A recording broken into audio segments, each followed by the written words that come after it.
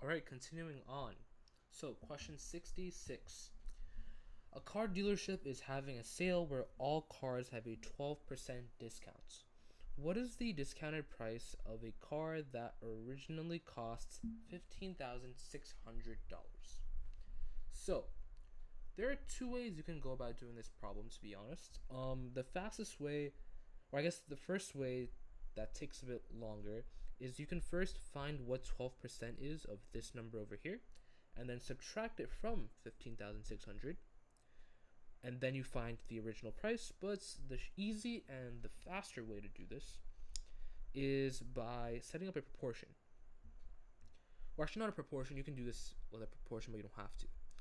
So if I'm getting a 12% discount, that means I'm paying 88% of the actual price, right?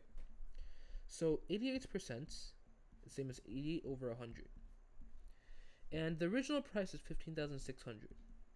So that is the whole. That is our 100%. And we're paying only a portion of that 100%. We're paying 88%.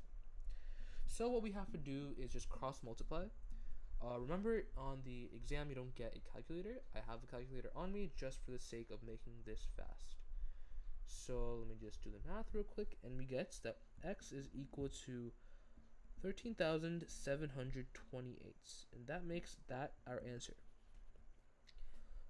And one thing I guess you can keep in mind is that you can also multiply 15,600 times 0.88. That is another way to do it. That might be easier if you really want it to be. I mean, in the end, you're doing the same thing, except here you're dividing by 100 later. But yeah, that should be pretty easy. Okay, next. This should be also pretty straightforward. You should have the basic idea down. So in order to divide mixed numbers meaning a number with a whole number and a fraction, first we have to make sure that they are improper fractions. That is the best way to do it. So we're going to turn these into improper fractions. The way I do it is first we multiply the whole number by the denominator. So 4 times 3 is 12. Add 2 is 14. So 14 over 3 divided by, and then we have 2 1/2. So 2 times 2 is 4 plus 1 is 5. So 5 halves. I do not like how this 3 looks, so I'm going to fix that real quick. Okay, and now all we have to do is follow our rules: keep, change, flip.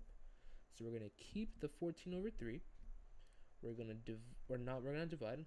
Sorry, we're going to multiply. We're going to change it to multiplication, and then we're going to flip the fraction.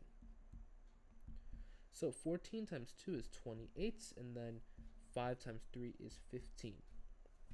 Now it's weird. I don't see any answer here that matches exactly that. This seems tempting, but they're not the same number, so don't fall for it.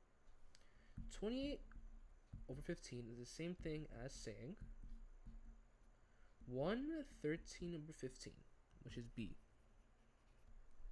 Cool. Alright.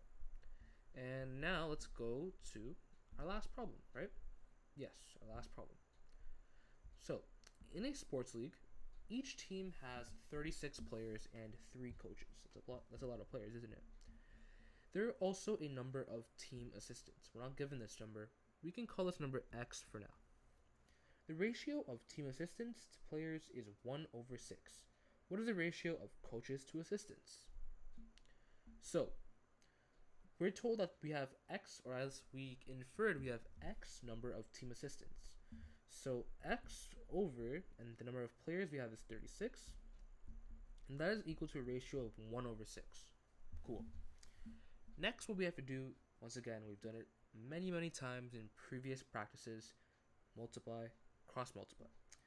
36 times 1 is 36, divided by 6 is 6. That's a lot of 6's.